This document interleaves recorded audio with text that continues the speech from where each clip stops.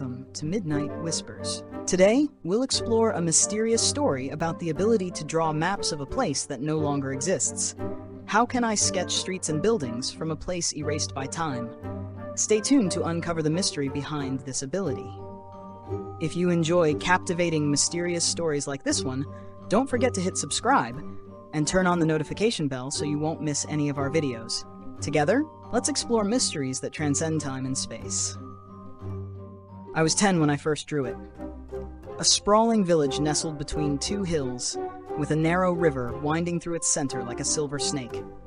Cobblestone streets, thatched roof cottages, an arched stone bridge near the town square. I didn't think anything of it back then. Just another sketch in one of my notebooks, born from a child's wandering imagination. But when I showed it to my parents, they stared at it for a long time. My mother blinked rapidly, while my father leaned in, squinting at the details I had drawn so precisely. "Where did you see this place?" he asked. "Nowhere," I said. "I made it up." My father looked at my mother. Something unspoken passed between them. He gently closed my sketchbook and ruffled my hair. "It's just very detailed. That's all," he said.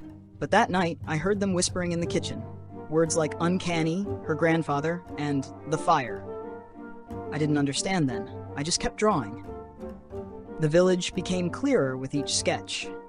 I could name the streets, place the buildings, remember the way the sunlight hit the cobblestones at different times of the day. I even started dreaming about it, walking through the market square, hearing the sounds of horses and distant bells. One day, while rummaging through the attic, I found an old, cracked photo album. Inside was a faded photograph. My hands shook as I looked at it. It was the village.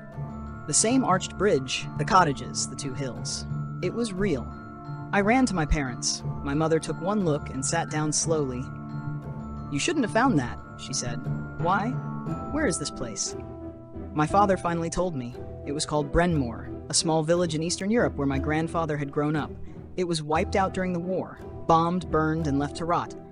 No one talks about it now. It doesn't exist on any modern map. "But how do I know it?" I asked. They had no answer. Over the years, I continued to draw Brenmore. The visions came randomly, sometimes in dreams, sometimes while I was lost in thought. I would feel compelled to pick up a pencil and map out a new street or add detail to an old one. Trees, wells, a bakery with a blue door. It was as if the village lived inside me.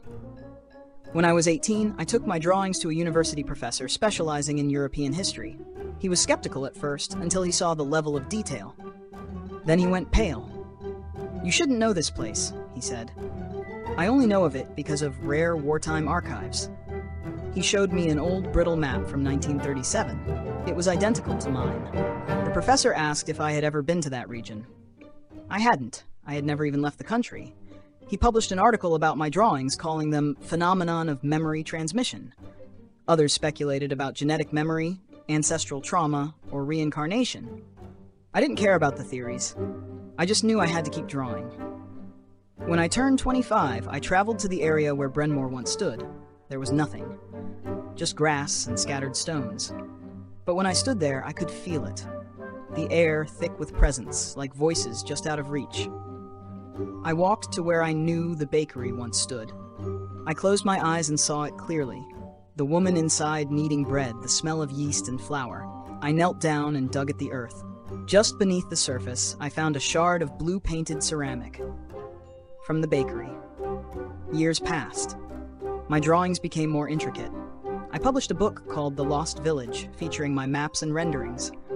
People started visiting the site. They planted wildflowers, left candles and notes. One woman approached me during a talk. Her grandmother had lived in Brenmore. She wept as she looked at my drawings. "You drew her house, exactly as she described it, down to the ivy around the window." I never knew her. I had never seen any photo, but I believed her. Today, my drawings of Brenmore hang in galleries. They are studied by historians. But to me, they are more than art. They are memory. They are proof of something deeper than time. Because every time I sit down to draw, I still see it. The village. And sometimes, just sometimes, I swear I hear its bells.